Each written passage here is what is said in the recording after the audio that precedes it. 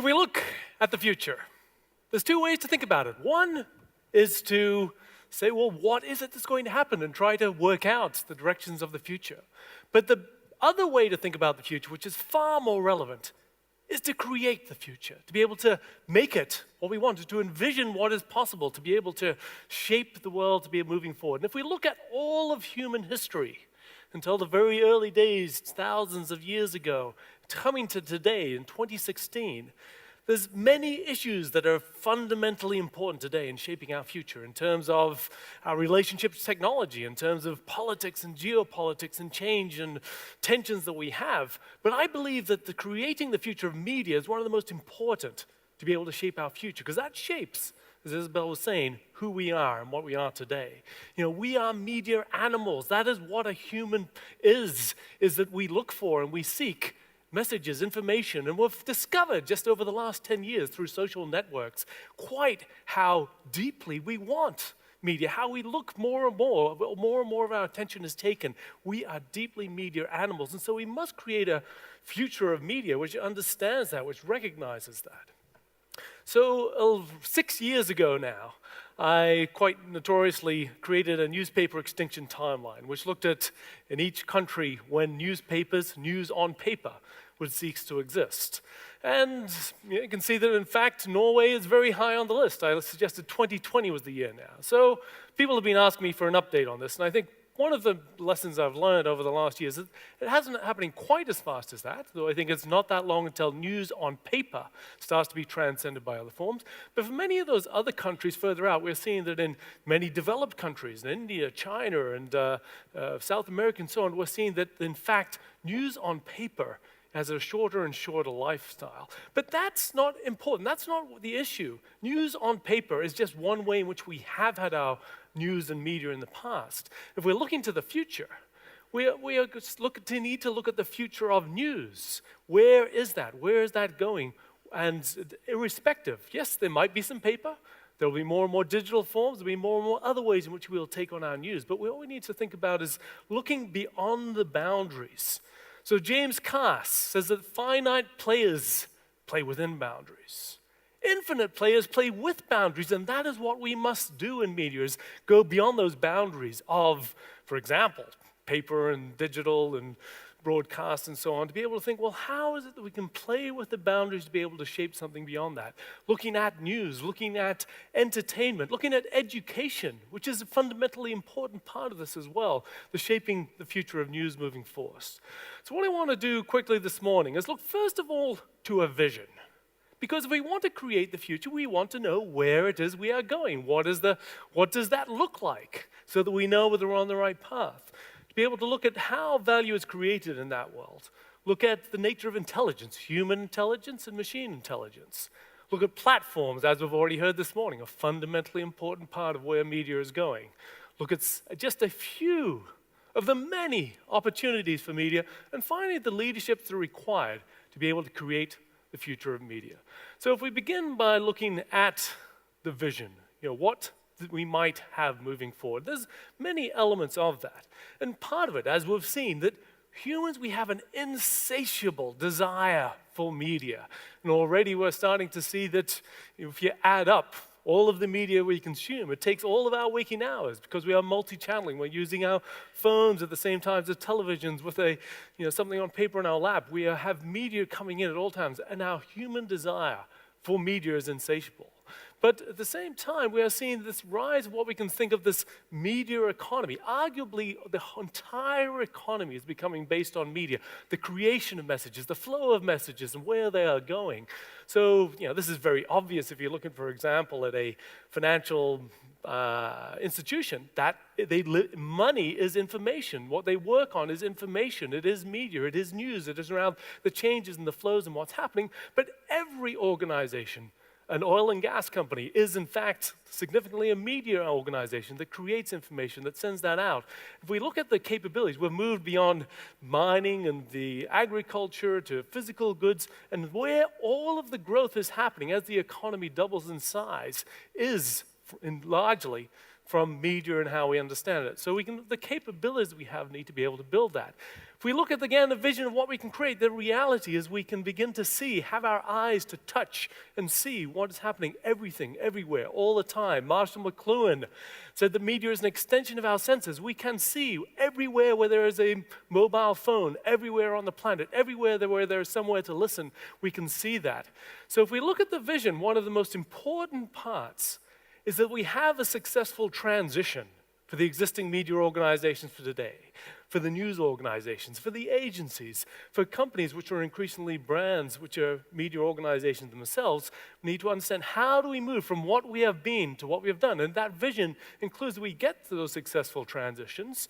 But the other key part of that is that we are creating ourselves, that vision of this. And in this video, it shows some humans together with some robots. And if you look carefully, you can see which one are the humans and which ones are the robots. But there is an increasing challenge. We're in fact the merging of technology and humanity. Technology is more and more capable, taking more and more of who we are. So if we look at that vision, we need to understand who it is we can be, who it is we want to be moving forward. So if we look at value and where that may be.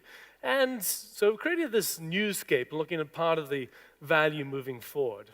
So this, if we look at the center of this, the center of value, the center of the newscape, where it is moving forward, is in terms of the interfaces, how it is we touch, how it is we receive. And this is, it can be through paper, it can be through mobile phones, it can be through TV. There's all of these different channels, the interfaces that we can see to be able to touch and receive the news which we are experiencing. And then there's 8 key parts to how value is created in this post-channel media world. Absolutely, in terms of timeliness. Now, it's from when anything on paper is out of date, and our appetite to know what is the news on the minute is absolutely fundamental. Timely, actionable news is a fundamental part of value. It needs to be new, and that's not just finding the things which you're going to investigate, to be able to find new things, to be able to also create original perspectives, to bring things together in new ways, and this is a fundamental part of that value. Critically, it's around that insight, and that's what journalism offers. It offers the context. It gives perspective. It enables to analyze, to be able to provide this ways in which we can understand things. Design is fundamental. So this is something where we can have more and more interfaces, more and more ways of working with that. This is how tactile it is, how it is we can interact with. So design is becoming a fundamental part. It's not just the content itself, but how it's engaged. Reputation. So a powerful brand, Aftenposten, for example, that gives you a reputation, but there are still new brands which are gaining reputation. But this makes it more efficient to be able to take information. Community is a fundamental part of value, being able to connect people, to find what it is that's common between them, to be able to create media which is relevant to all of those people, and to be able to filter that so that what is relevant to you, to the individual, can be created across not just a single news or media organization, but across many news and media organizations, and making that relevant to the individual, relevant to the organizations, to the decisions they need to make. And so more and more, so this is actually just a screenshot from a website showing just some of the ways in which we can start to interface with interaction with these kinds of things in new ways. So I believe in the last 20 years, one of the most important things is how technology has enabled our creativity. And this video was created by a woman at a film studio, and with a little help from her friends, and she won the Academy Award for student work. And so this is where the incredible power of what we can do as individuals enabled by a little technology, in terms of music, in terms of design, in terms of creating, in terms of images. The individual now has the capability to do that. Music production can be done by anybody, anywhere, and the same level of professionally. So we are enabling this creativity of people around the world, meaning that if we are looking for the best media, we must bring together the professionals who have the expertise and the depth and the context with the amateurs, with all of us, with the many that are enabled by technology to create possible things. But in addition to this, we have the rise of technology is creating the automation of journalism, in fact, of music creation, often of art creation. So seeing this capability where news stories are often being written by what are called robot journalists. So where content is going, we have professionals, we have crowds, the many, and we have algorithms, and together they are creating this possibility. So we need to experiment with the boundaries between this. What are the ways we can bring these together in new ways to be able to create value? So intelligence is about human intelligence, but it's also around machine intelligence. And one of the things which many people tell you is that as we are immersed in the media world, our brains are changing. And Nicholas Carr, for example, in his book called The Shallows, says that our thinking is becoming shallow because we are getting distracted at every moment. And there is a case to make for that. But I certainly believe that while it is true that our brains are changing, we need to understand that, there is the potential for us to take in more, to be able to think more, to be able to understand more. But when we serve media to people, we need to understand that our brains are different. When we grew up, from when we had an iPhone when we were born to those who are older, it becomes a very different world. So now we have the insight to be able to see an individual and see not just their age and their gender and their ethnicity, but also their mood, how they are thinking, and so that we can use that to respond. And Caroline in a moment will tell you a little more about this emotional engagement in media. So machine learning, which I've heard about, so you know the computer beat the chess grandmaster at Go recently. This is a computer that is learning how to play the game Breakout. And the only instructions given is move this thing and get the highest score possible. And what it does is learning over time. After a couple of hours, it learns to be able to, when it goes in a particular place where the dot is coming down, it can bounce it back. But in a couple of hours longer, it's able to then learn that it can actually maneuver to get that little dot going around to be able to go on the side and actually start to move around on the top. So without any instructions, is able to use the data to be able to learn for itself. Now this is the power of machine learning, where if you give it sufficient data, and we have that data today, it's able to learn what is relevant to the individual, what it is that turns us on, what it is that changes our mind to be able to act, to be able to take things positively. So in all of this world, platforms are absolutely fundamental. And we've had all this morning already quite a few conversations around Facebook and other platforms. We need to understand platforms in order to be able to drive the future of media in a positive way, because platforms are becoming central to the economy. Now, it's worth understanding what a platform is. So this is a fundamental shift in how we think about business. In business in the old days used to be able to create a product and service and it would sell it.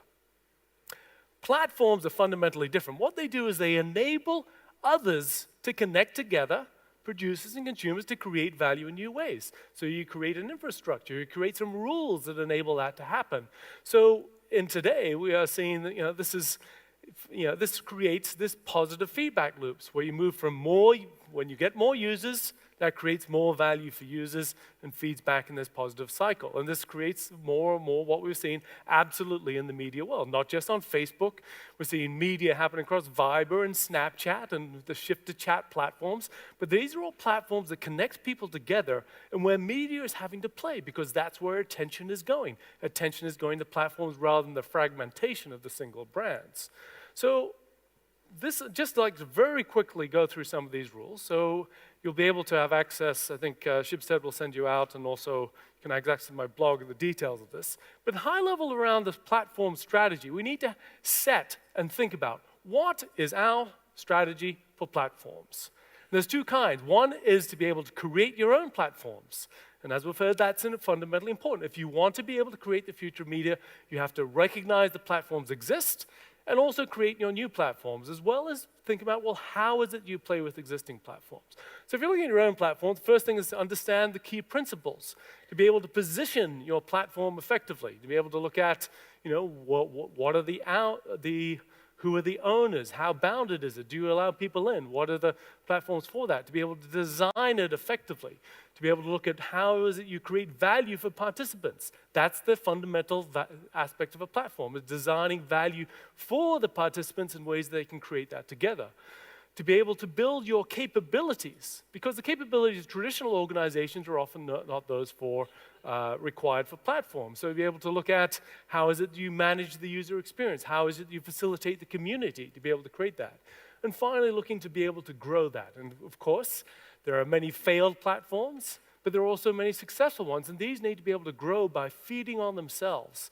So the many fundamental things that we begin to understand, platforms are not new, but now we can understand how to be able to drive those moving forward. But for most of us, most organizations, we won't in fact be building our own platforms. That's one of the things we need to consider.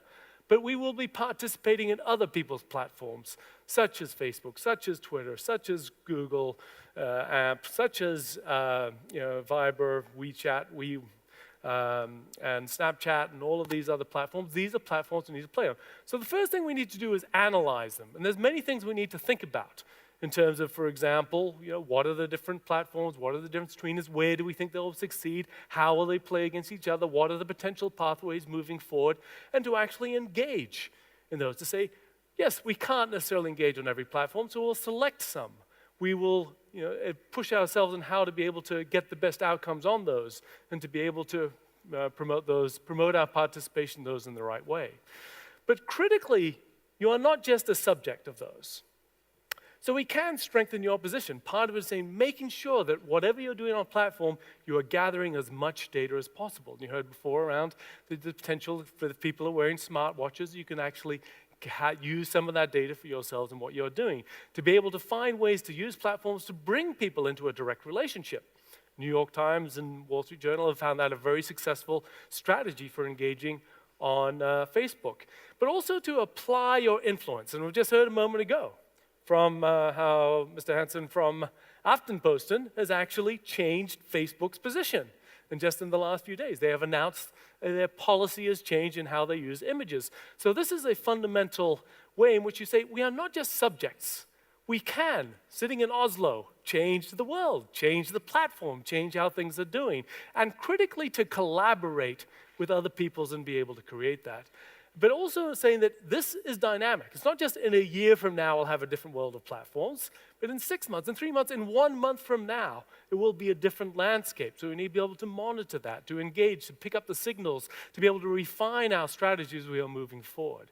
So from all of this, there's an extraordinary array of opportunities in the media world. And I'd like to just point to a few of those. And one of the most important ones is building on your existing capabilities.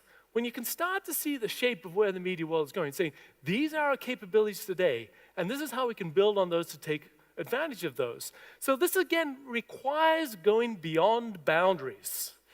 In the traditional things, we are a news publisher, we are an ad agency, whatever it may be, to be able to say, we have capabilities that are enormously relevant in the entire media economy going forward.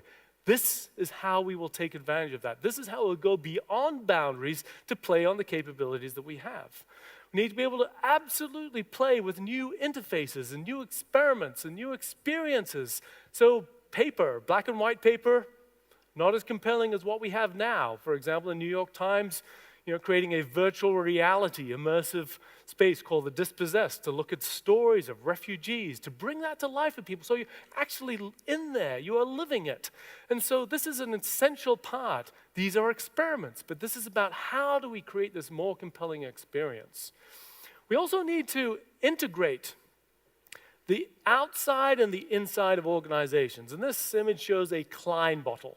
It's the three-dimensional equivalent of a Mobius strip. The outside and the inside are the same. And that's, I think, an extraordinarily relevant metaphor for today. If we look at organizations, how is it that we create an organization where the internal communication, the internal media is exactly mirroring what is happening outside, building the transparency, building the flow of messages, so that your capabilities as media organizations, as agencies, as participants in that are absolutely helping brands, not just to do content marketing and branded content and so on, but to actually live what they are doing so that the messages that flow outside represent who they are. We absolutely have an extraordinary opportunity to tap a literal world of people who are extraordinarily talented, who can participate in creating compelling ideas, compelling content, compelling engagement, compelling sharing, to be able to unleash that, enable that in others.